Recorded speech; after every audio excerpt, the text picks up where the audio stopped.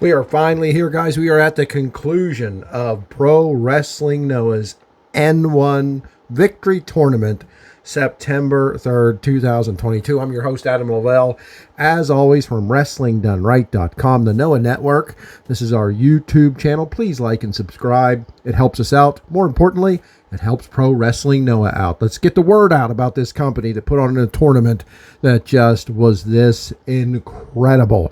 And if you haven't been watching, wow, are you missing out? I hope I can bring you do it justice, put it that way. This tournament was something else. As you can see, this morning, which would be tonight in Japan, this morning's show here on the East Coast kicked off with Super Crazy taking on Hajime Ohara.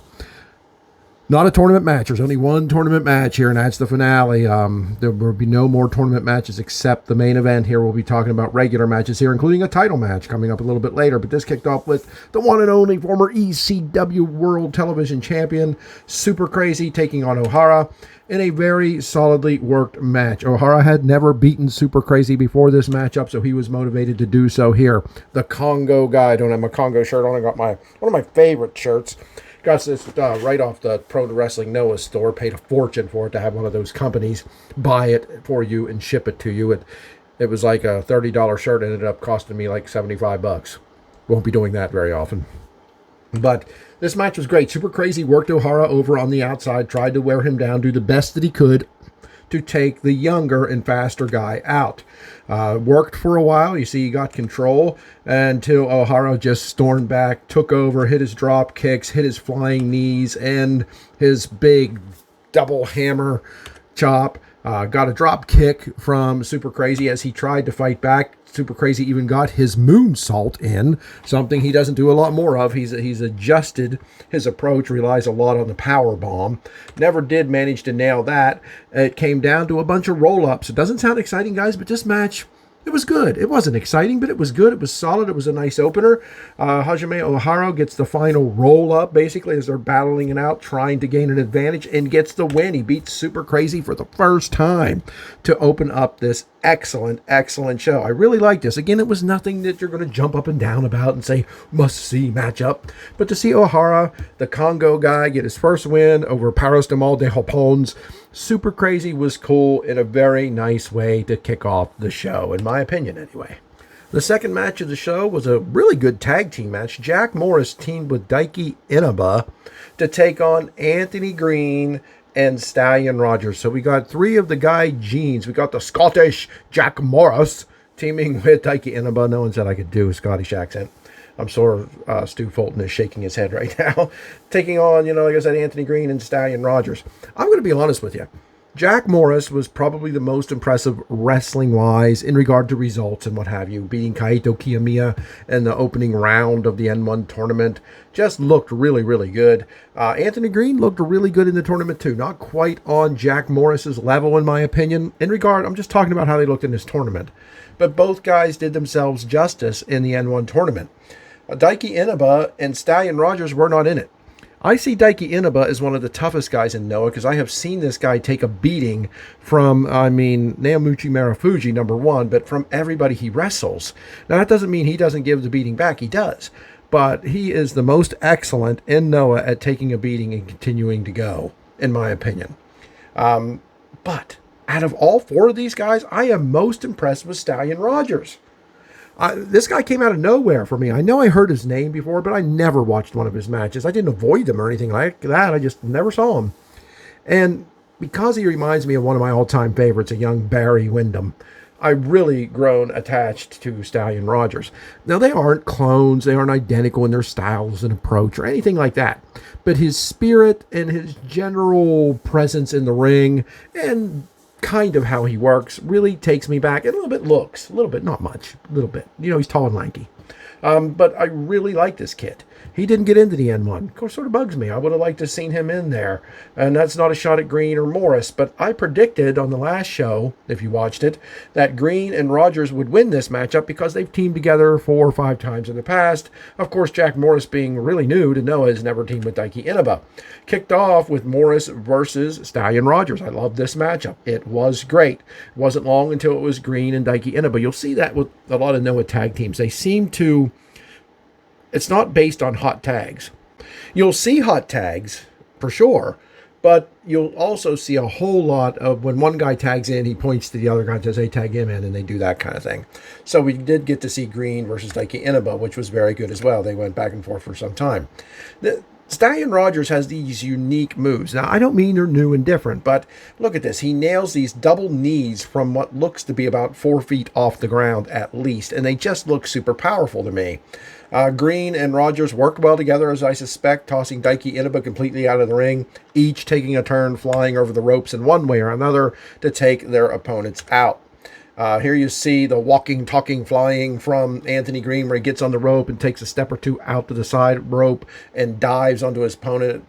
And that was followed up by Stallion Rogers hitting a huge... You see this from Bryan Danielson and other wrestlers. I'm not saying he's invented this either, but this running, charging drop kick to a seated opponent in the corner is done excellently by Rogers. And he also is very vocal. He'll yell, you're dumb, it's over, you're stupid. All these other kind of antics that he will have, yelling at the opponent that he's doing a move to. And then he has this move where he stomps on his opponent's feet and pulls him up from the corner into a DDT. Again, it's not some super fancy move, but it's unique and it's different. It's really caused me to like Stallion Rogers. Anthony Green worked against Daiki Inaba very well, as you see here. And but of course, look, Jack Morris is the story of this match. Jack Morris is the story, Gaijin, regarding Gaijins anyway. He's the story of this tournament. Of course, the winner's the real story, but I'm talking about the foreigners, the new guys, the Gaijins. Who's the story? It's not Green, it's not Rogers, like both of them, and Noah clearly likes them too. But Jack Morris is the guy to keep your eye on here. He comes in with a sliding D kind of and takes guys out with these. There's Stallion Rogers coming in against Morris. I want to see that singles matchup. I want to see Stallion Rogers versus Jack Morris. I think that would be an excellent matchup. Here you got Morris throwing Stallion into the corner head first. Pretty wicked move. And he follows that up with a moonsault, much more pleasantly and well hit than the last one I saw him pull off, where I thought he was going to break his neck, but luckily his head hit his opponent and not the mat. This one was a lot better. Daiki Inaba got his cannonballs in on Anthony Green. And of course, here you see, who is this? Stallion Rogers rolling out into the ring. And the winners here were Daiki Inaba and Jack Morris. Now, this is the match where, guys, I was watching this live, and my coverage of this was pretty shitty, I know. I missed a couple screenshots here. They weren't super fast. It's not like I couldn't keep up with them. But when I'm watching a show, 9 times out of 10, I'm not watching it live because of my work schedule. I just don't have the time to do that in my sleep schedule. But this one I did. This one I watched live. But when I watch it live, I have to capture the screenshots live. I cannot rewind. I cannot pause. If I do that, the application, the Wrestle Universe application, freaks out and takes me all the way back to the beginning or shuts it off completely. I tried, trust me, and that's what I did here. I tried to go back 10 seconds. I kind of knew better that I couldn't do it during a live broadcast, and it knocked my feet out for several seconds, and I missed the ending sequence of this match. It was Jack Morris getting his finishing move, that driver that he uses, like Tiger Driver, and he got the win for him and Daiki Inaba. So my screenshots were kind of shitty here. My commentary on it was kind of shitty because I missed a minute or so of the match towards the end because of trying something that I knew I couldn't do, but tried it anyway, and it was rewinding a couple seconds to capture some screenshots that I missed. But that's going to be the disadvantage of this show. I didn't have that happen again, but it's just not quite as easy to capture screenshots as well and as nice. If I'm watching a recorded and the screenshot I capture looks kind of shitty, I can just delete it, pause it, pull back on the bar a little bit, and try to get a better one. Can't do it when I'm live, so I messed this match up a little bit, but it was a solid tag team. The guys I predicted to win did not win. Green and Rogers go down to a team with no experience at all, and Daiki Inaba was great, but this was all Jack Morris, as his tour this time in Pro Wrestling Noah has been, hey, look at me, I'm the man coming up. Keep an eye on Jack Morris. You talk about screenshots being hard to get. Here's another one, man, but I kept up, but it was tough, as we've got the Noah Juniors taking on the Noah Jr. I mean, this is just... Now, granted, one of these teams is actually Stinger teaming with Kai Fujimura, that being Hayata and Yuya Susumu, as they take on the Noah Jr. Army. Atsushi Kotogi, Yohei, and Seiki Yoshioka. This was very fast-paced, starting with Hayata versus Yohei. Those of you that don't know, these two go back for years. They are former tag team champions. They are former junior tag team champions multiple times. People I remember back in the day used to say they were the Japanese Young Bucks. I don't really think that's fair to Hayata and Yohei. I would pick both of them now over the Young Bucks, honestly. As a team, no, because they haven't teamed together in years. But just as wrestlers, I would rather watch these two work than the Young Bucks any day of the week. It's not really Young Buck hate, it's just how I feel. And they started this matchup, and it was great there. Yohei nailing his vertical drop kick. I mean, look at the guy. He gets completely 100% vertical with this. It's a really cool feat. And here he has Hayata out of the ring, pretty much challenge him to come back in. Come back in here and face me. Instead, Hayata tags in Yuya Susumu, and Yohei tags in Seiki Yoshioka. So now you've got another former tag team, former GHC Junior Tag Team champions, going at it. I'm not a real big fan of this. Don't get me wrong. They worked well together. There was nothing wrong with it whatsoever.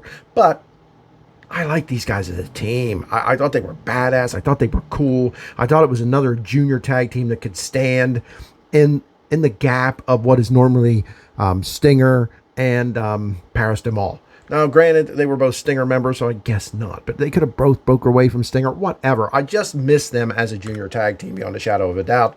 Atsushi Kotogi came in and took on Yuya Susumu for some time. Kai Fujimura really stood out in this match. I think this was one of my favorite matches of Kai Fujimura. He really came in and worked everybody over. Here you see him with the head scissors. Now he's not here. This is Kotogi and Hayata going at it. But there's Kai Fujimura back in, taking on Kotoge and looking good doing it. Here Yuya Susumu's got Kotoge in his cross face. Now, Susumu's got one of the best cross faces in wrestling. He can get it like Chris Benoit used to. I don't know, some of you don't like to say his name anymore, but, you know, the guy existed, hate him or not. He can do it like this in a seated position. He is the master of the crossface, and if he gets you in it, things are in trouble. But Kotogi was close to the ropes here, which led to Hayata coming in against Kotogi, and they went at it for some time. There's Yohei coming in with another one of his stiff, vertical but low drop kicks on a seated Hayata, and he double drop kicks at the same time. Yuya Susumu and Kai Fujimura, who came in for the interference here. And there's Yohei, the Japanese playboy, raising his arm to the audience. The crowd and a lot of people that watch my stuff and interact with me on Twitter are big Yohei lovers. Nothing against the guy, you know, I'm not a big, huge fan of a playboy, you know, a little bit off my radar, if you will, but he's great. I know he's great, but I'm more of a Hayata guy, and I think we're going to see them two go at it here for the junior title eventually. There's Yohei coming in with the double knees to his former partner Hayata, who's in the ropes, but Hayata follows that up with a big DDT. You do see that Yohei caught some of that there with his right hand coming down. Kai Fujimura back in with his big missile drop kick and another standing drop kick to Seiki Yoshioka. And a flying forearm. I'm telling you, watch this match and let me know. Am I crazy or am I right? This was Kai Fujimura's one of his better matches, if not his best matches. I thought he was a star in this match, more so than anyone else, and I really absolutely mean that. Here he is taking a kick from Seiki Yoshioka. Here he is taking a drop kick from Kotoge and fighting back with a brainbuster on Kotoge. Again, Kai Fujimura, people, this was his matchup. There's Kotoge getting a big DDT from Yuya Susumu. A side note, I don't like the fact that the DDT, not just in Noah, but all over the world of wrestling, is no longer a finishing move at all. It's a mid move, if you will. It does minimal damage. It really makes me sad. The DDT used to be legit. Jake Roberts, made that as legit as it comes, and it's now become not a joke, but just a little move somebody does in the middle of a match. It's a shame. See, there's another one. This was a drape DDT. This is Yuya Susumu dragging Kotogi back in through the ring ropes, and as he hung there with his feet on the two ropes, he hit a DDT from that position, and then sunk in that crossface that I'm telling you about. And whenever Susumu gets anyone in that crossface, the match could easily be over, but Susumu makes the ropes, and in here comes Hayata and Yohei again, and there's that vertical dropkick. I mean, look at it. He's practically a complete 90 degrees. Not 100% because it's a human body, but about as close as I think a human body can get. It's just a really cool drop kick. And in the end, Kotoge, who didn't do bad, but I felt like he came out of nowhere, to hit his, what is that, Unprettier, right? It's called, on Yuya Susumu to get the 1-2-3 and give the win to the Noah Jr. Army. Yohei, Saiki, Yoshioka, and Katoge. There they are, victorious. This is going to lead to something a little later for two of these three gentlemen, but we'll check in on that later. This was a good 6-man matchup. Wild, crazy, just like all Noah Jr. matches are. I kept up the best that I could. Enjoyed it for the most part. Of course, I was probably rooting for Stinger because I'm more of a Stinger kind of guy. But these guys are great, and we'll see where this takes them. Fourth match of the night. We've got Kongo. Here they come.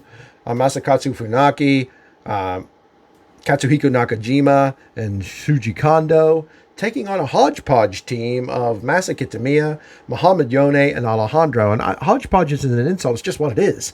I mean, these guys don't team up. You don't see Kitamiya, Yone, and Alejandro out there tagging in doubles, triples, quadruples.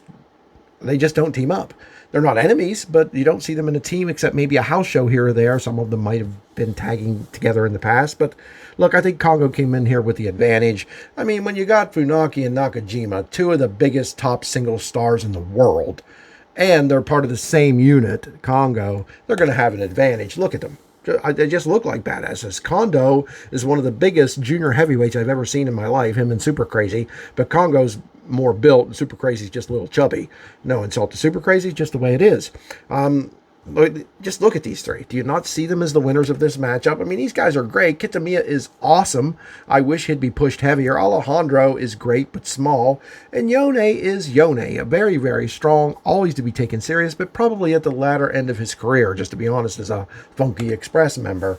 We got Funake and Masakitamiya. Sorry about that. Funaki and Masakitamiya taking on each other here. This is a rematch of the N1 tournament where Kitamiya defeated Funaki in a big shocker. I mean, not 100% shocker, but Kitamiya beating Funaki is not something I think most people would pick 9 times out of 10. Maybe 4 times out of 10. You know, give him about a 40% chance, which is still good against Funaki. So we got these two going at it. And once again, Kitamiya used his strength to keep Funaki at bay. As good as Funaki is, and as good as he draws you into his spider web and pulls you in and weaves it around you, when you get a guy as strong as Kitamiya, he can basically pull himself out of those situations, and he spent his time doing that. So Funaki spent time kicking him and trying to wear him down with kicks to the chest and what have you. Finally, here we got the well-known and well-drawn-out, and I don't say that in a negative connotation, feud between Nakajima and Kitamiya, the two who have had the only cage match in the history of pro wrestling. Noah, Kitamiya won that and cost Nakajima his hair. Incredible. That is on Noah's YouTube. You got to check that match out. It's great, great stuff. But here they are, the former aggression. They were known as a tag team facing off, and it was just bull of the woods, daddy, going at each other back and forth. Muhammad Yone come in and took over on Nakajima. You can see that him and Kitamiya here, you can see Kitamiya's leg there a little bit, even though you can't see all of them, doing the double shoulder block, taking Nakajima down. And then taunting him, showing the crowd, doing the funky pose on Nakajima as they have him draped between the second and third rope. Embarrassing, and I think a mistake, because that's just going to motivate Nakajima to beat your ass. And that's what he starts doing, especially once Alejandro comes in the ring. He starts knocking him around, basically standing on his chest and looking at the crowd like, are you serious? You know, no problem here. Continues, tags in Shuji Kondo, who gets drop kicked in the face by Alejandro. Alejandro is fast and quick and strong for his size. He uses maneuvers like this, flipping over the top rope onto an awaiting Shuji Kondo, drop kicks him off the top rope. But as he's on Shuji Kondo's back, choking him out, trying to do something, trying to pull off another move, Kondo just reaches back, as you see here, and lifts him by the head up and over his body and slams him on the ground and just drills into him. Next is Kitamiya and Funake again going at it. And this was personal. Every time these two were in the ring together, you could tell Funake was going after Kitamiya. He is not happy that he lost to this guy at all. And again, he starts bringing the kicks and goes to choke him out. And you can see Kitamiya is holding the choke off with his left hand. He's got a grip over Funake's right hand, trying to pull it out, trying to keep from being choked out. And he successfully does it. He fends it off and delivers a big Saito suplex. And that's how he beat Funake in the N1, but doesn't beat him here. Instead, we get Nakajima against Yone. And this isn't a mismatch because Yone's strong as hell, but Kitamiya gets him in the corner, and you know what he's getting ready to do here. I didn't grab a screenshot of it. We've seen it 1,000 times. It's showtime after we see this, where Nakajima stands on the head and neck of his opponent, this time Muhammad Yone, in the corner as he lays between the second and third rope and points out to the crowd and the camera, telling us it's showtime.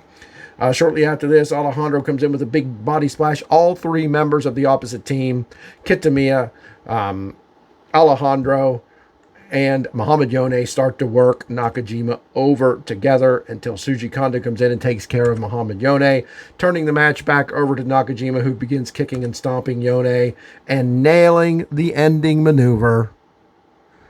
The one and only Spike Brainbuster. That's not what it's called. I know I'm forgetting it at the moment. He just takes him straight down in a wicked brainbuster, getting the win. There he is on top of Yone. And it's 1, 2, 3 for Congo. That's not really the story of this match, as good as this was. The story of this match was Funake attacking Kitamiya after the match. That's how worked up this man is about this. He just attacks Kitamiya, who actually starts to get an advantage once again on Funake until the other members of the Congo unit, Shuji Kondo, comes in there and grabs him, pulls him off of Masakitamiya, and they drag Masakitamiya away. It has been revealed that Kitamiya has now challenged Funake for the GHC National Championship. It hasn't been announced as to when it's happening as far as I know, but it will be happening at an upcoming show, and what a match that's going to be. It's been some time since Funake has had a real challenge. He's defeated all his opponents rather handily. I mean, he hasn't really had a big-time challenge from anyone. Since Kitamiya knows he can beat him and has beaten him in the N1 and did well against him here in this six-man matchup, he's going to go in this confident as hell. I know. I can't wait to see it, and I'm sure you're there with me. We're at the halfway point, guys, of a great, great show. When I saw Takashi Zagura and Satoshi Kojima were teaming up, I was excited. Now, that's taking nothing away from Shuhei Taniguchi and Yoshiki Inamura. Inamura is one of my favorite guys at Noah, definitely my favorite young guy. I really like this kid. I can't wait till he really turns it on, and he's been doing great, don't get me wrong. Came close to winning the Fire Festival there at Zero One Wrestling, I think it's called. Sorry if that's wrong, guys. That's something like that. I've only seen it once. I never can find it to watch it any other time. Came very close to winning their N1 style tournament. I finished second in that, and he's great. I don't understand the Love Shines headband, but hey, that's neither here nor there. Shuhei Taniguchi is what he is. He's tough and dangerous, for sure. But since leaving the Funky Express, he's sort of been lost, in my opinion. I know Stu Fulton on commentary, English commentary, said that he's better off just coming around, throwing people around. I don't know. I'm not a Funky Express kind of guy. I respect them for being good and legends, but I thought Taniguchi had more to do in that group. It's another discussion for another time. Maybe I'll cut a video on it. But look, Segura and Kojima as a team, holy hell. I think they need to stay together and go for the tag titles. Look at them. Look at them. Two of the older, but two of the most badass wrestlers in all of wrestling today. Of that, there is no doubt. We had Kojima and Taniguchi start this one off. Kojima, I think some of Segura rubbed off on him. There were a little bit of rule-breaking tendencies in this guy. Very little, like needing to go right up to the count of 5 to break holds in the ropes and stuff like that, and taunting the crowd whenever they sort of were shocked that he would do that. And I'm telling you, if Kojima started going that direction with Taniguchi, or with Segura, that'd be a dangerous combination. Segura and Yoshiki Inamura are always great. This is just your typical, but that doesn't mean it was not good. I love this match. But this is your typical 4 big hosses just pounding each other, running into each other, knocking each other around the ring, suplexing each other around the ring, throwing each other over the top rope, battling it outside, ramming each other into the railing, ramming each other into the ring apron. I love this shot. It's just Segura, Sugi himself, standing there looking out at the damage being done by Kojima on not Taniguchi, but on Inamura. I love that shot. I just think that's great. And here we got Inamura hammering back, coming back with that ridiculous strength of his against Kojima, and Kojima definitely felt it. Until Segura come in and knees Inamura in the stomach. He actually flipped over onto his back.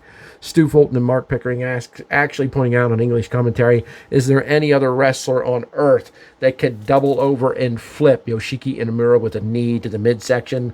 I don't know. Possibly only Takashi Sugiura could do that. He followed that up with his running knee. How that doesn't kill a man, I mean, he is called the Killing Machine. How that doesn't kill a man, I do not know. But Yoshiki Inamura not only isn't murdered by that running knee, he delivers a huge brainbuster to Takashi Sugiura, tags in Tanaguchi, who continues the dominance by lifting Sugiura up and dropping him hard on the back. And Sugiura gets up, and he and Tanaguchi come to blows in the center of the ring until Tanaguchi actually picks Sugiura up and delivers. It's sort of a modified power slam here, a twisting, turning power slam to him.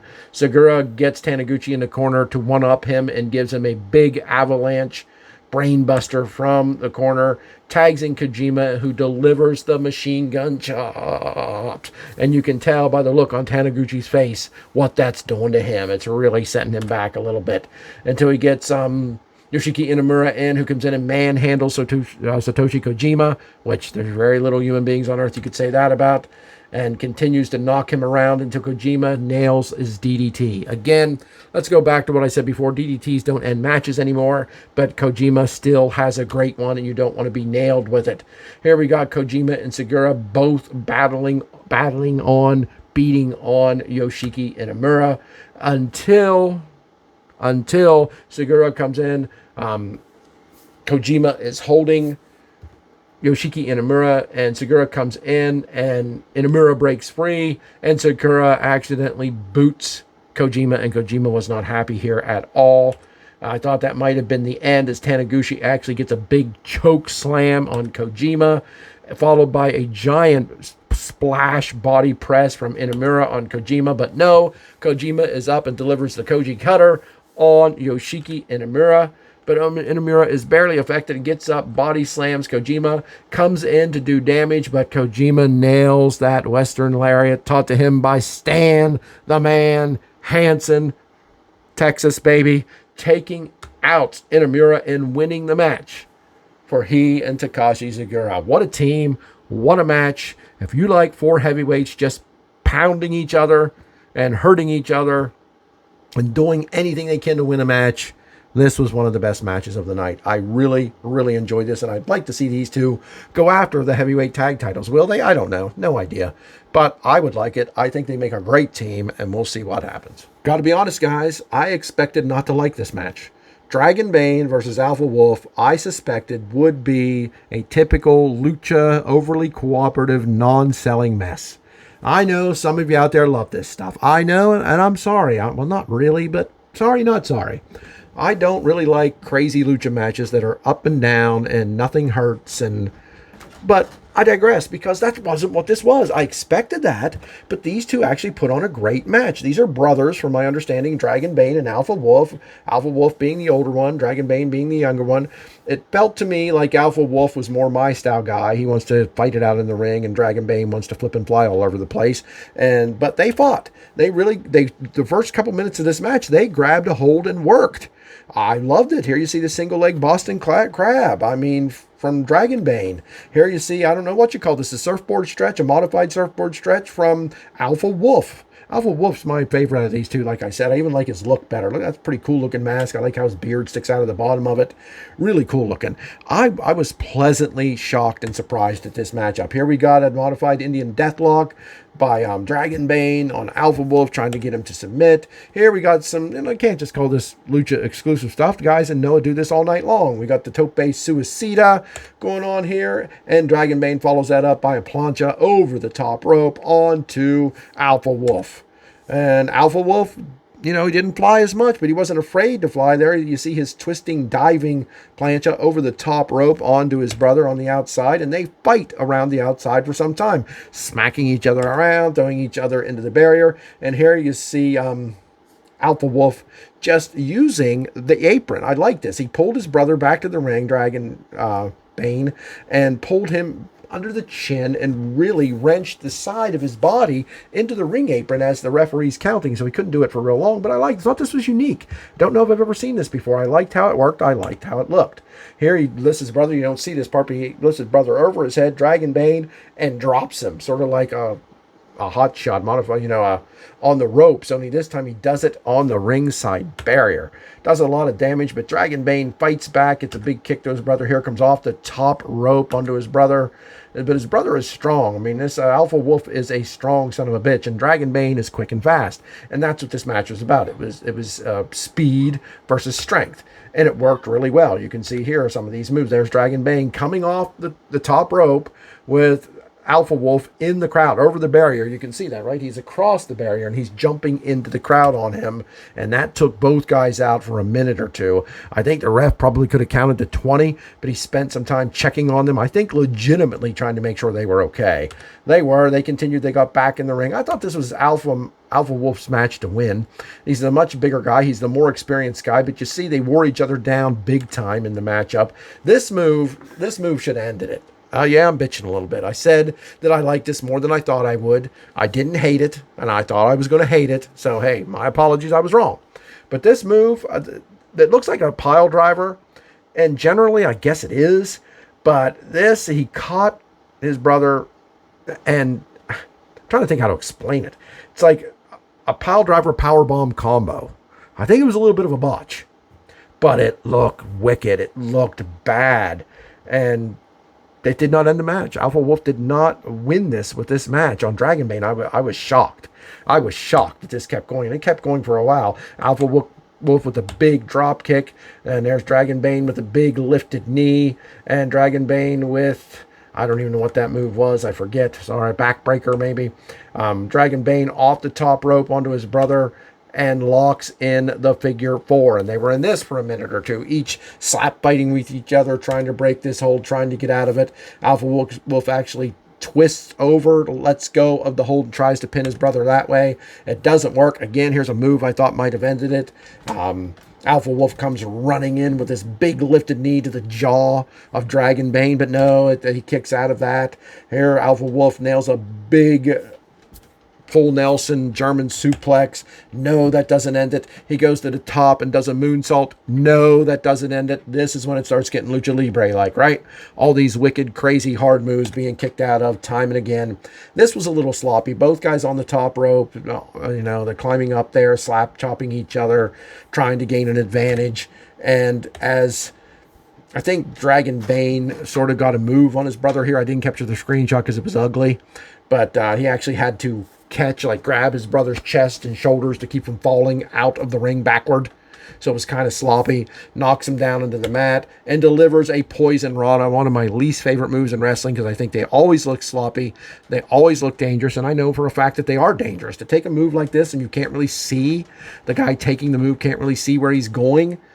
I've never been a fan of the move, but that does it. That gives the poison rana, gives the win to Dragon Bane, the smaller, younger brother, over Alpha Wolf. I didn't love the outcome, but I liked the match. I watched it and enjoyed it for the most part. Too many kickouts, too many crazy moves that should have ended it that didn't.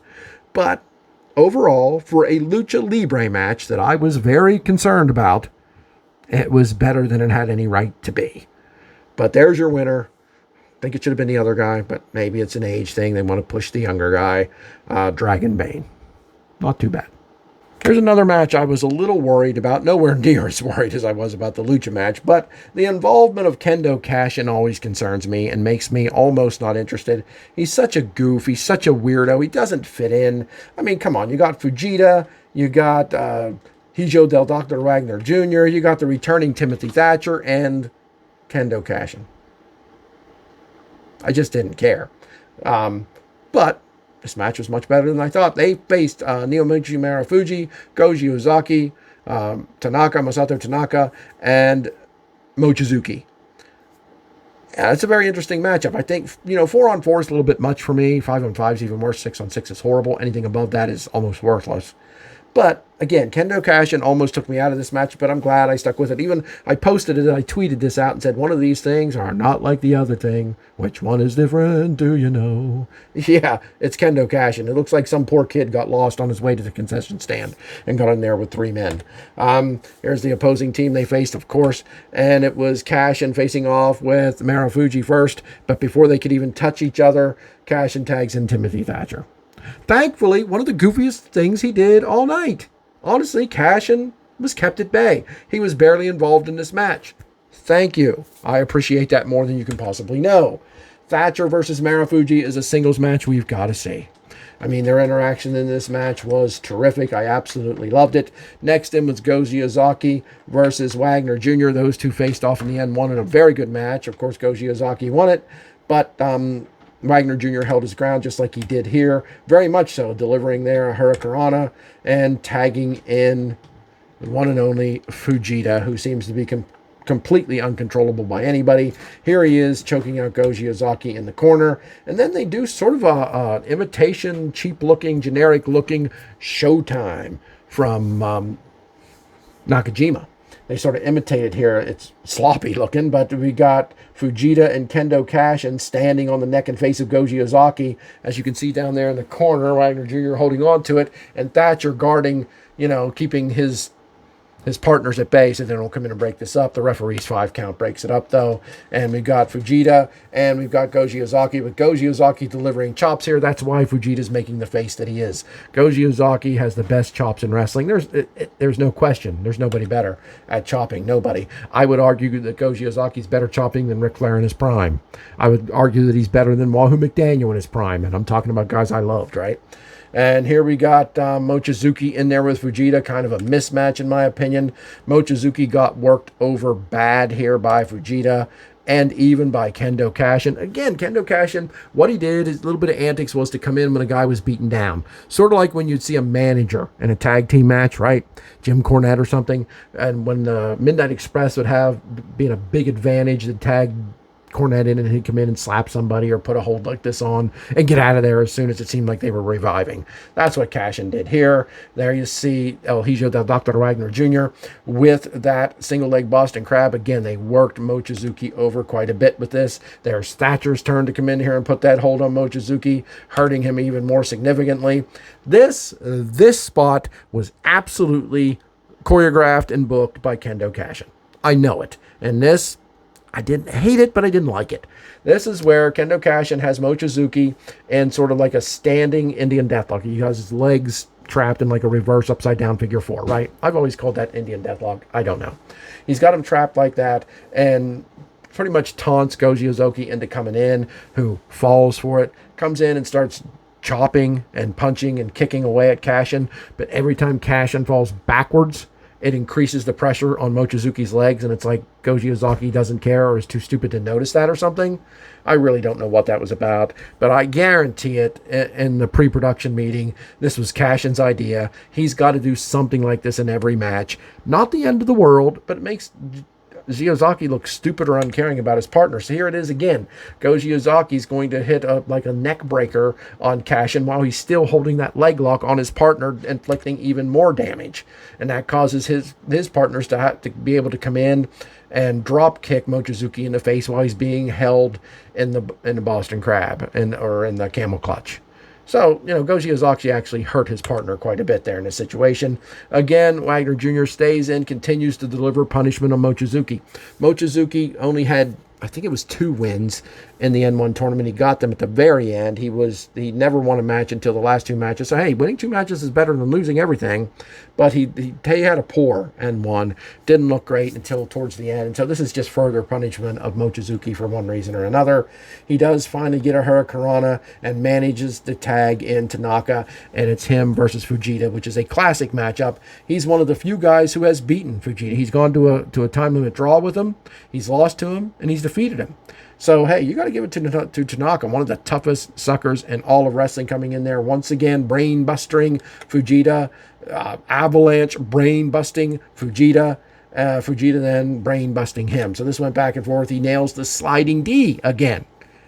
His finishing move on Fujita doesn't get the win, tags in Marufuji, who is clotheslined out of his boots by Fujita, who tags in Dr. Wagner, who gives a big backbreaker to Fujita and just basically stands on the chest. I said to Fujita, but of course that's Marufuji. Stands on the chest of Marufuji. Marufuji does fight back, getting a big kick to the face, managing to tag back in Mochizuki. Not really a smart move, in my opinion. This guy has been torn to shreds just about all match long, and in there against Thatcher is not a good position to be. One of the best catch wrestlers in the world, who does just that, practices his catch wrestling, his suplexes, his arm bars on Mochizuki continually until Tanaka gets in there and does manage to kick Thatcher in the back of the head and neck and take over on him with boots to the chest. Here comes Goji Yazaki in with his version of the machine gun chops, and you can see that Thatcher's not having a pleasant time taking them. Goji Yazaki delivers his fisherman suplex on Thatcher, and Thatcher fights back with a bunch of European uppercuts and a suplex of his own. Things got kind of crazy. Everybody came in the ring then. Both team was worried their side was looking to lose. Thatcher looked like he was in a good position. Yazaki looked like he was in a good position. So both teams were like, oh, hell no, my guy ain't losing. They charged the ring, and it's chaos for a minute or two.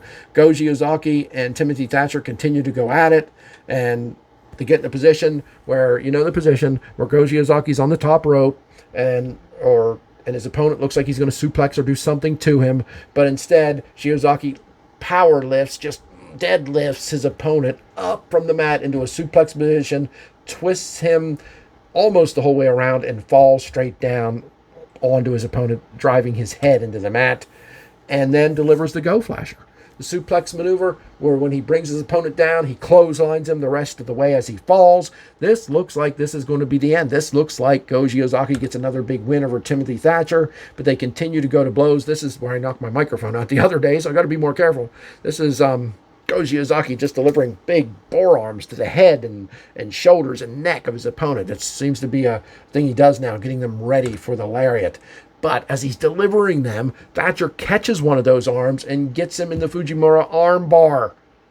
Oh no, right? I mean, what the hell is he going to do? He's going to give up. Goji Yazaki submits to Timothy Thatcher. What a gigantic return for Timothy Thatcher, who's been out with visa issues for a while. He's one half of the GHC Heavyweight Tag Team Champions with Hideki Suzuki, and wins this match for his team here, causing Goji Yazaki to tap out. Now, you got to keep in mind, Goji Yazaki just went through an entire month-long tournament. Timothy Thatcher did not. So, a little bit of excuse making, but come on. Shiyozaki's got to be exhausted. Timothy Thatcher's coming in fresh, and he took advantage of it. I can't fault him for that. Big win for the Segura Army. Giant, huge win for Timothy Thatcher. GHC Junior Tag Team Championship match. The champions, Yoshinari Ogawa and Chris Ridgway, also returning to Noah from having visa issues in Europe, taking on Paros de Mal de Japón. We're talking about Eita and Kotaro Suzuki. Look, guys, we all know, anytime these teams face off, Paros de Mal and Stinger, it's going to be a war. It's going to be like two heel teams that just hate each other with a passion.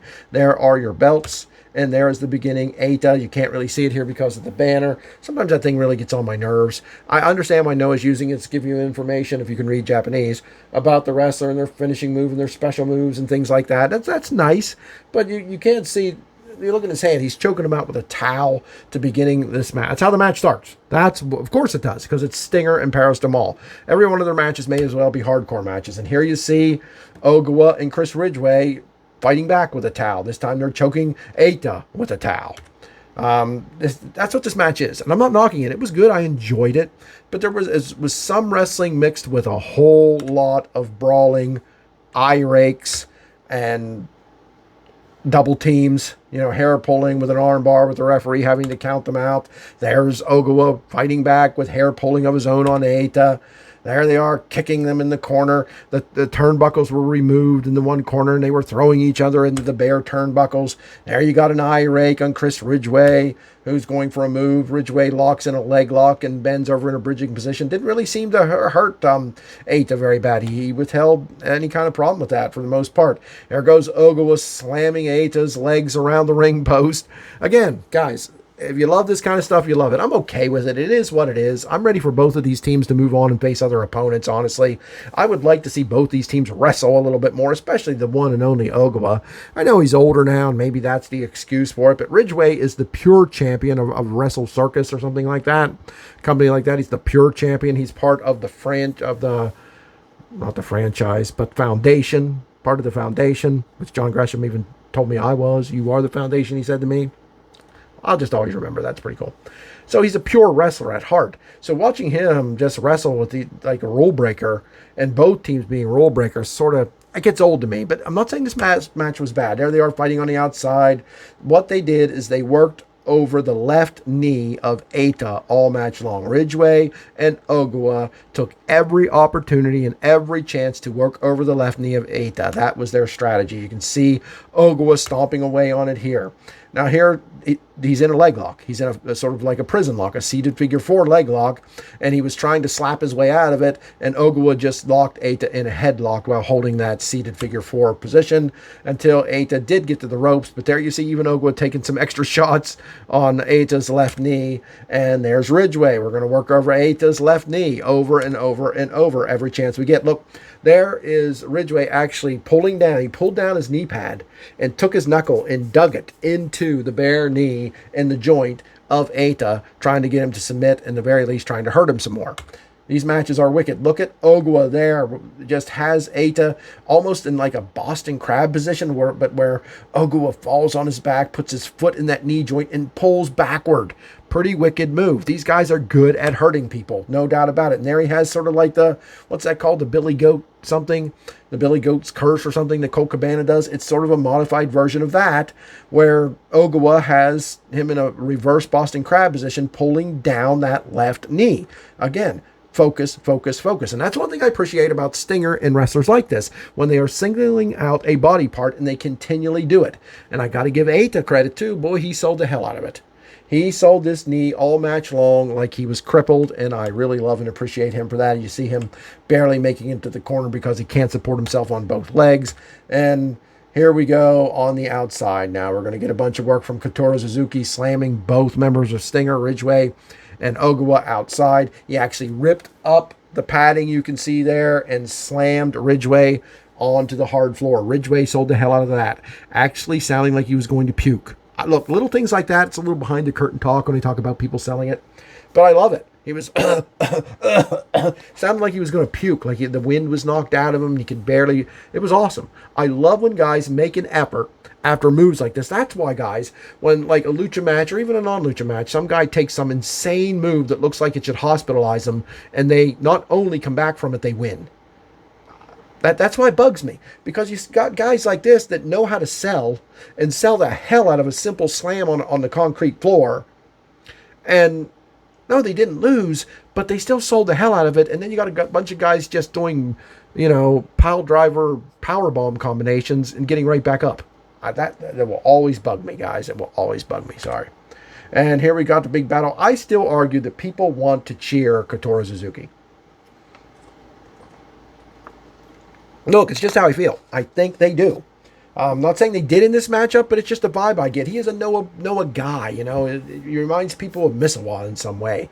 And watching him in Paris Damal is conflicting for a lot of people. I believe that. We got Ridgeway with the heel hook on Kotaro Suzuki there. Ogawa in there, DDTing Kotaro Suzuki. But Kotaro Suzuki fights back with the springboard off the ropes, elbowing both Ogawa and Ridgeway, and delivering his 619. I'm not a big fan of that move. I think it's kind of sappy, but he delivers it here a few times. Nails a big flying forearm on Ogawa. And look, Ogawa and Eita get a finishing move, or Kotaro Suzuki and Eita get a finishing move on Ogawa. He gets him in that reverse hanging position. He drops straight down, and Eita follows it up with a big kick. But Chris Ridgeway comes in and saves the pinfall, and they go to work on Eita's knee again, locking him in the figure 4 once again, getting him to scream out in pain. Chris Ridgeway takes over as Ogawa goes out to hold Kotaro Suzuki at bay with his knee bar ankle lock.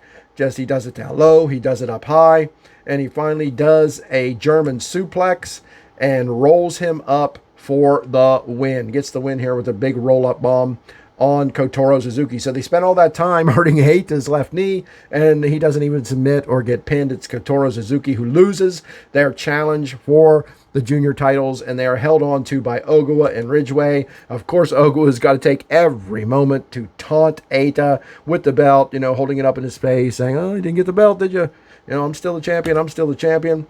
There, Ogawa and Ridgeway embrace and stand victorious, holding their titles aloft as a defeated Paros Damal de Japón, Kotaro Suzuki, and Hayata, looking completely exasperated, lay at the ringside looking at your winners as proud as they can be. Good matchup. I enjoyed it.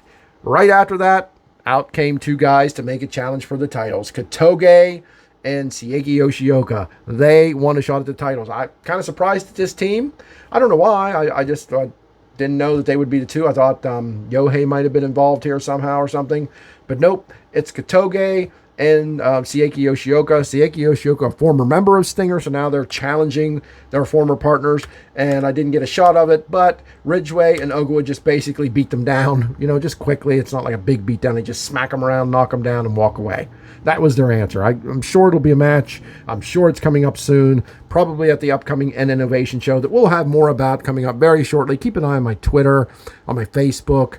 I'll be announcing when my next shows are, because after this show, folks, Noah's going on a little bit of a break. So is Adam. Going on a little bit of a break. No Noah to cover for, a week or so, maybe more. And I'm taking the break as well. So keep an eye out. I'll be back with Mount Ararat podcast. We put the podcast on hold while we covered the N1 tournament, just in N1 tournament videos. We're going to go back to podcast form then as soon as Noah returns. I'll tell you when that is at the end of the show. But these two get smacked down to the canvas, and that was Ogawa and Ridgeway's way of answering them for their upcoming junior title shot. Guys, I have a sentimental tie to this. I love the Great Muta. The Great Muta was, if not the first Japanese wrestler I saw, he was one of them. And I remember he came out on WCW, TBS 605 show with blue face paint and Gary Hart as his manager, and did the flipping and did the, now, I know some of you are going to be like, you didn't like that. No, this is the Great Muta. Another world, folks. Did the mist. Did the cool. I just loved this guy. He was fresh. He was unique. He was Japanese, didn't speak. I was like, who is this guy?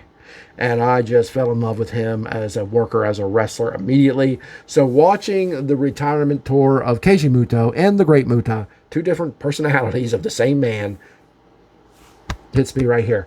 They're facing Kongo. My boys Kongo, Keno, Soya, Tadasuke, Manabu Soya and Tadasuke. Love Kongo. But I wasn't rooting for them here. Oh, ashamed. It was the Great Muta. Now he's teaming with Great Ocon and Nosawa. Wrong guy. I thought that was a weird, odd hodgepodge pairing. I don't watch a lot of New Japan. I'm familiar with Great Ocon. I'm familiar with the United Empire. Familiar. Still don't watch much, but I know who they are. I know what they're about. But I get the feeling, I guess, that Great Ocon is a similar gimmick / character as the Great Muta. Sort of a kind of crazy, off the wall, but not silly kind of thing. I guess. I don't know. You have to tell me. I guess that's where that teaming is coming from. And the fact that Great Ocon looks like he might possibly get a title shot against Keno. Maybe. But no, I love this. This was great. There's Kongo. Love the pose. Love their attitude. Love Keno. Love Kongo, like I said. But here comes the entrance I was waiting for. It took forever. But I was on the edge of my seat with the smoke and the lights. And I'm like, where's he at? And then he debuted in his ninja garb coming out. You can't see it. I have to pull it down here in view. I'm thinking about redecorating this space during my little bit of break after this show. We'll see. And I'll put my Great Muta ninja mask in view the next time. It's right over here to my right. There he was entering the ring as badass as ever. I wish I would have got a full frontal shot of this, but there's the side view of the Great Muta, one of my all-time favorite wrestlers by far. But this is going to start with Ocon versus Keno because I think they're leading to a match between these two. At one point, Ocon goes out, grabs the GHC Heavyweight Championship, holds it up, and just drops it on the floor like a bitch. I mean, this guy needs his ass beat for that. Get this match in order and let Keno take him out. That's what I'm hoping for. There he is. There's the Great Muta coming in to take care of business against Manabu Soya, who fights hard against him. I got a lot of shots at Muta here. I got to. And gets the strength advantage, of course. Muta's older now, and he wouldn't be quite as strong as Manabu Soya to begin with. So in comes Nosawa to take on Manabu Soya. Nosawa's to take clean fight. And Manabu Soya, like a goof, goes to shake his hand and pays for it. But Manabu Soya fights back with a big spear, telling, I'm going to hold you to this if you're telling me you want to shake my hand. And when Nosawa takes advantage of it and goes on the attack, Manabu Soya fights back pretty quick. They get Nosawa down, do the Congo dominant pose over top of him, and then just start to beat his ass, which he deserved for his antics in this matchup. We got Tadasuke in here now, going at it with Ocon, who's delivering the big Mongolian chops, and Nosawa's delivering some chops back. They start to dominate Tadasuke, and this is where I get the feeling that I guess Ocon and Muta are similar in some way. They're sort of like posing with their tongues hanging out, like tormenting and taunting Tadasuke. So I'm getting the feeling that Muta's doing the favor for Ocon, trying to say, here's another guy similar to how I was. Not identical, not the same gimmick, but somebody who walks a line that I walked, who walks the gimmicky area that I was in. Sort of like a creepy badass that wasn't too off the wall.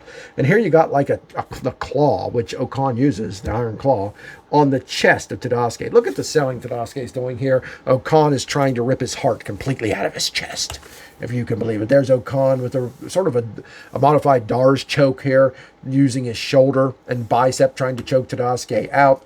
Muta gets back in. Man, I wish I could have captured this better. This was his snap elbow. Love that snap elbow. It's just an elbow drop, but done it so well. Better than The Rock any day of the week, ladies and gentlemen. And there is the great Muta choking Tadasuke out with the camera cable outside the ring, biting the ear of Keno, because, the great Muta is just a wild man. Keno delivers a bicycle kick to Muta. Keno is off the second rope with his double knees. He's named this maneuver on his YouTube. You have to pardon me, I don't remember what he called it. But that doesn't keep Muta down. So Keno comes flying in with a kick to Muta's face, knocking him flat. But Ocon is tagged in, and he takes over on Keno, basically sits on his back, driving his throat, his chin, his face into the turnbuckle, sitting there taunting and laughing as he has Keno in such a vulnerable position. Spreads Keno's arms out so he has a hard time pushing off. All of Keno's weight, all of Ocon's weight falling again onto the neck and choking Keno out in the top turnbuckle. That's why the referee's at 4 there, counting that out.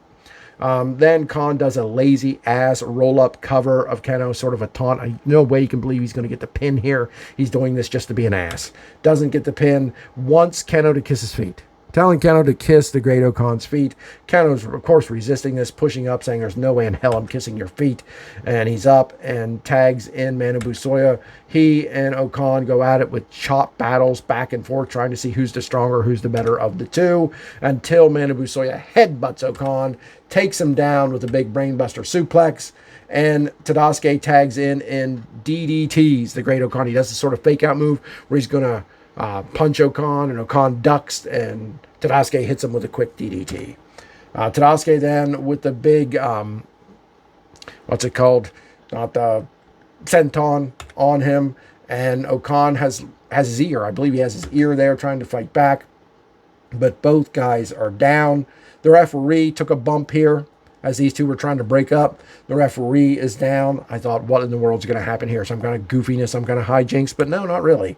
Ocon gets Tadasuke in a submission type of hold. I'm not sure what that is, but he's stretching him out there pretty good until Keno takes advantage of there being no referee, comes in with the kendo stick, and goes insane on everybody. Everybody.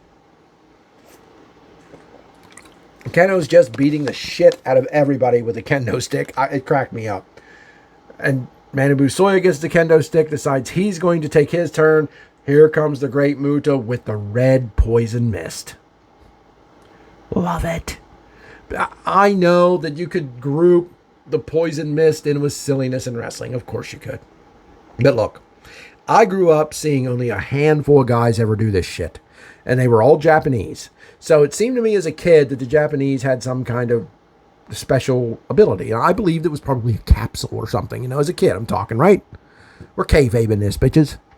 I thought it was some kind of capsule. Maybe they kept it in the tape on their finger or something. They put it in there and spit in their opponent's face. And wow, these crazy Japanese guys who do this. Kabuki, Muta. They're the two at the top of my head. There might have been somebody else I'm forgetting. But I loved it. It was so unique and so different. When Muta would do it to a guy in the top rope before he delivered his finishing move, I loved it. And so to see him come in here, hit Manabu Soya with it was great. This led to Muta delivering the Shining Wizard to Tadasuke, who is still the legal guy. The great Ocon getting the big choke slam on Tadasuke, and the win for the great Muta's team. There you got Keno telling the great Ocon, not afraid of you, bring it on. This title means more than any title in New Japan. You're not going to take it from me. I'm paraphrasing. I don't know what I always said to him, but Keno likes yelling at it, guys. He's yelling at Ocon, who thinks now that he's beat Tadasuke and got the win for his team, that he should get a title shot. Should he? I guess, but he better get his ass beat. That's the way I look at it. And then Muta comes in. I didn't get the exact moment, but spits the green mist in his partner's face. And Ocon's, I really think this was him saying, look, I teamed with you. I worked with you. I'm giving you a little bit of rub, but I am Pro Wrestling Noah. And he spits the green mist into the face of his tag team partner, who goes a little bit nuts, crawls away, jabbering, acting like a fool. The great Muta stands tall at the end, as should be. The hashtag for this show on Twitter was Bye Muta. Sort of depresses me a little bit. He does have some matches left, not many. He's going to wrestle until ending his career the first week of January 2023. We'll, of course, follow along. Love Muta, love Keiji Muto. Love this match. There was nothing breathtaking about this match, but hey, it was fun. It was enjoyable without being silly and stupid. And it said goodbye in Osaka to one of the all-time greats, the great Muta. Then it was time, ladies and gentlemen. You're looking at the N1 Victory Tournament Trophy. It doesn't do it justice. It's much bigger than it looks in this picture. I love Japanese trophies. New Japan does trophies right, too. So does Noah. So does All Japan. They just have the coolest cups and trophies for their tournaments in the world. I love them. I would love to have even a mock one here somewhere. Set it on a pedestal. Set it over there by my board somewhere. I would love to have something like that. They're so cool looking. But it is time to decide who's going to win that beauty, as Hideki Suzuki takes on Kaito Kiyomiya, the winner of the A block versus the winner of the B block, to determine who will be the next number one contender to the GHC Heavyweight Championship. Hideki Suzuki has stormed back to Noah from the WWE, from WWE NXT, and has just taken charge. Yes, he lost a national championship match to Funake. Gotta say that. But besides that, he's had very little you can say negative about him. He has won the tag team championship with Timothy Thatcher, the heavyweight tag team championship. He has just looked like $1 million. Him and Thatcher has revitalized Catch as Catch Can. Just great wrestler, and incredible to see him get here. Kaito Kiyomiya started this off with 2 straight losses in the tournament. People thought, well, he's done. He had to win every single match the rest of the way, and he did against some amazing opponents.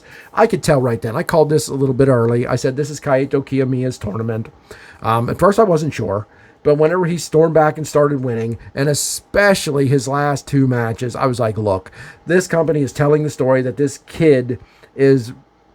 his fighting spirit is second to none. That's what this match continued to tell. It was a little different than I thought, because this was Hideki Suzuki's style of match about halfway through. And to Kaito Kiyomiya's credit, you're not going to see a lot of exciting screenshots here for a minute or so, because this was a bunch of catch as catch can style, rolling around, and I like it. That's not me insulting it. You're just not going to see a bunch of flips and air here, okay? You're going to see 2 guys working for ground position, mounts, guards. You're going to see that kind of stuff. And to his credit, Kaito Kiyomiya hung with Hideki Suzuki. I feel Hideki Suzuki was pretty much dominant in the first half of this match. Here they are just sizing each other up, looking for opportunity, looking to shoot, looking to defend. But, Hideki Suzuki's the master of this, and I thought, well, he's going to wear Kiyomiya down. That's what's going to happen here. But Kiyomiya, here you see him in full mount with Hideki Suzuki trying to get in the half guard. And again, Kaito Kiyomiya did well, but I didn't know if it was smart taking on Hideki Suzuki in his style of matchup. Hideki Suzuki would grab a side headlock and hold on to it for 3-4 minutes at a clip. and really wear this kid down. Here's what I loved. Kiyomiya got his snap elbow. It is definitely not quite as quick as the great Muta's because Kiyomiya jumps higher, much higher. He's like 5 feet in the air. I gotta wonder if this guy can slam dunk. I bet he can. Really jumps high in the air and delivers it. It's a fast elbow, but not as fast because of the height that he gets on it. Here, Hideki Suzuki's in the rope to back the kid off, and Kaito Kiyomiya has side control on the catch-as-catch-can master, but then Hideki Suzuki would do things like this. He would turn a side headlock into a bridging pinning position, and Kaito Kiyomiya would have to let it go. And then Hideki Suzuki would get side control or get an armbar attempt, and Kaito Kiyomiya would find himself on defense more often than not. Now, when Kaito Kiyomiya got away from him and used the springboard forearm smash from the top rope, that's where he would start to take over. And he got his missile drop kick from the top rope. That's where he really started to look good. But Hideki Suzuki not wearing the knee brace on that left knee, as you see there, not wearing the knee brace in this match. I don't know what that says. Either he was putting up with pain or it's rehabilitated him enough to not need it. But here he does the backbreaker on that knee that normally has the knee brace. And look, like it or not, and I know some of you don't, but I think you need to get over it. Hideki Suzuki can take a hold like a leg scissors and make it look as legit as any hold in wrestling. And that's what he does here. Now, kudos to Kaito Kiyomiya for selling the hell out of this, but he makes it look like this is one of the strongest holds in wrestling. I mean, look at this. It looked like, my God, this kid could pass out or submit to this. I personally love this because it makes wrestling look more legitimate to me. I love this so much more than guys doing ridiculous moves. Again, not just blaming Lucha, but almost everybody in wrestling, and just jumping back up and continuing to go. This is much better. Sell. You sons of bitches, sell. And Kaito Kiyomiya does here. Here it is. Look at the expressions. See, I took drama in Penn State University. I know what facial expressions are all about. My teacher even told me that. My professor said to me, "You had to have done this before." And I was like, "Done what before?" Acting. I was like, "No, I never acted before." She goes, "Well, you got the greatest facial expressions of any student I've ever had." I was like, "Well, I did professional wrestling for a while." And she's like, "That's it. That's it." Because even she knew facial expressions mean the world in wrestling. Look at Hideki Suzuki putting on a leg scissors, looking like he's trying to squeeze the life out of the guy, not just laying there looking like it's a Sunday brunch somewhere. It's a big deal. And here the big back body drop, making it matter, and again returning to the leg scissors. And I can just hear some of you, oh boy, a match where they lay around and headlock and leg scissors, a match that make headlocks and leg scissors look deadly. It's a talent so few people in the world of wrestling have today. And I love this. Hideki Suzuki began dominating towards the end of the match. He dominated at the beginning.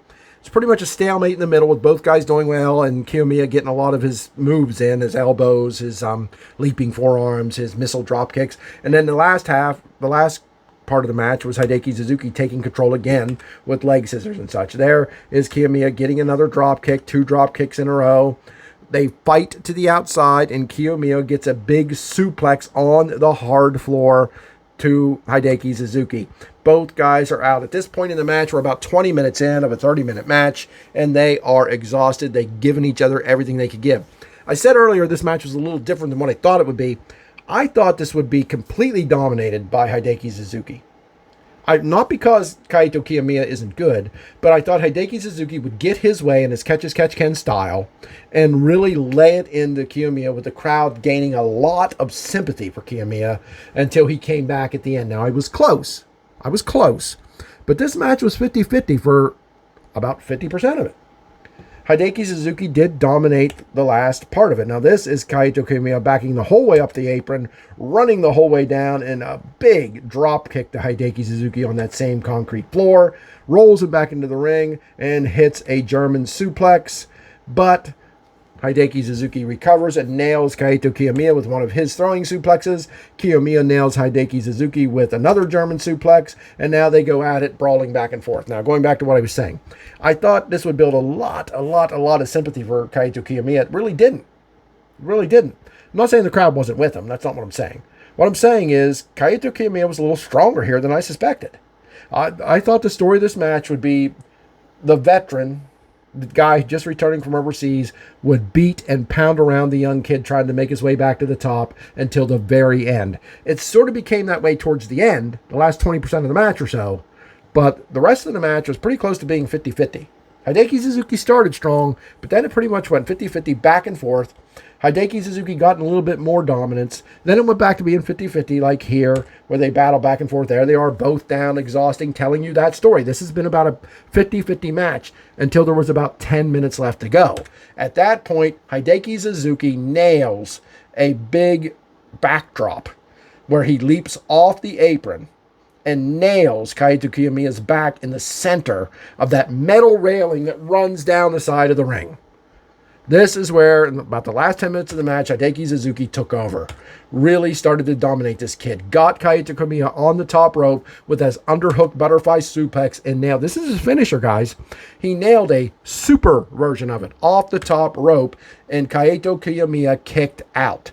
This is where the story I thought would be the entire match would begin, where no matter what Hideki Suzuki did to this kid, and he did everything under the sun, including this big soccer kick here, including this huge knee to the midsection, everything he did, the kid kicked out of. Kaito Kiyomiya begins to storm back with his step up Shining Wizard. Shining Wizard given to him, taught to him by Keiji Muto. He has modified it at some times. When an opponent is down on one knee, Kiyomiya will come in and step up on that one knee to deliver a higher, more lifted Shining Wizard. That doesn't get it done because Hideki Suzuki has been working the kid over, or Kaito Kiyomiya over. I call him a kid because he's 20-some years old. He's a kid to me. Hideki Suzuki then gets the leg lock and just bends the kid in half, bends Kaito Kiyomiya, changes it to an Indian deathlock, and just look, you ever try to push a car that's stalled? That's what this reminds me of. Hideki Suzuki's pushing on the legs of Kaito Kiyomiya as if he's pushing a car that's stalled up a hill. I mean, he's just putting his weight into it. He's on his knee with his one leg, his right leg stretched back, just shoving all of his weight and all of his power onto Kaito Kiyomiya. Look at Kiyomiya's face. Hideki Suzuki's grabbing his arms, keeping Kaito Kiyomiya from reaching the ropes, hooks him into the, what do they call this? I forget, something stretch. Oh, I can't remember, the London stretch, something like that. And really, Kaito Kiyomiya can't do anything. This is another finishing move by Hideki Suzuki. And whenever Kaito Kiyomiya will not give up, Hideki Suzuki picks him up and delivers another jumping slam. Again. Incredible stuff. Hideki Suzuki dominates the last 10 minutes of this match until after that slam, Kaito Kiyomiya gets up, runs, and catches Hideki Suzuki in a Frankensteiner. It's a short one, like it's a quick, short one. As you can see here, that's what's happening here. It's the end of a Frankensteiner. Rolls him over, drop kicks him in a seated position, runs in with another step-up enziguri. And that does it, folks. The last step-up enziguri wins the match. That is Kaito Kiyomiya accepting that beautiful trophy that I'm so fond of, holding it aloft there where they hold the banner of the N1 Victory Tournament Champion in front of him as he grasps that trophy. He has come back. He has fought. He has shown a fighting spirit like no other. That was the story of this tournament. This was Kaito Kiyomiya's return to glory. This guy, a few years ago, won the GHC Heavyweight Championship, lost it, and fell out of good graces or something. He just fell down. He wasn't a jobber by any means. He was always respectable and won plenty of matches, but he just couldn't quite get back to the top. A few months ago, he challenged Yazaki for the GHC title and lost. He just couldn't get back to the top. This tournament was the story of the return of the supernova, Kaito Kiyomiya, flaring across the skies of Noah as the Ark sails down the choppy waters. He stands at the top. He's the number one contender. He is the man, and he calls out the GHC heavyweight champion Keno and says, I want that title. Keno is actually silent, says nothing. You don't know how rare that is for Keno. But he stands there. He's got the great Ocon to worry about. He's got Kaito Kiyomiya to worry about. He's got the two guys he lost to in the N1 tournament. Keno finished very, very, very close to the top and going to the finals here. Just missed it. He lost to Masato Tanaka. So, he's going to get a title shot. He lost to Fujita. So, he's getting a title shot. His tag team lost to Muta and the great Ocon and Nosawa. So the great Ocon's getting a title shot. And now you got the kid, you got the supernova, you got Kaito Kiyomiya challenging for this title officially. And there he stands in the middle of the falling glitter and gold. All around him, the N1 Victory Champion, Kaito Kiyomiya. 10 out of 10 show. Love this show. Love this tournament. Love the fact that it's a little bit of break, even though I could watch Noah every day. If you can't hear it in my voice, I'm a little tired. I've got a string of days off. My daughter's getting married in a week. I got to dress up and go to a country club for that. I love her, but oh God. But I'm glad these guys get a break. Boy, they deserve it more than me. But I'm going to take it too. I'll be on Twitter here and there, of course. I have a phone. I'll be around. I'll be updating you. But let's take a look real quick, guys. Let's take a look at when Noah returns. All right? Just bear with me. Pro Wrestling Noah website. Going to that now. Taking forever to come in for some reason, of course. It's up on my screen, too. How about that?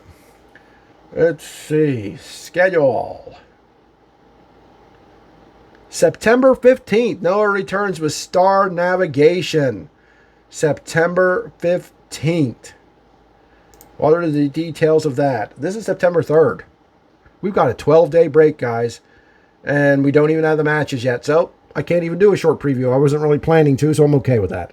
But I'm taking a break. I'll be on Twitter here or there. I'll be on Facebook here or there. If you aren't friends with me on Facebook, just look up Wrestling Done Right, Adam Lavelle. Because I have two. I'm not going to approve you on my private personal Facebook, but I have one, Wrestling Done Right, Adam Lavelle, that I will approve you if you're a Noah fan, if you want to join me in my discussions. I discuss MLW and other wrestling here or there, but Noah and MLW are my babies.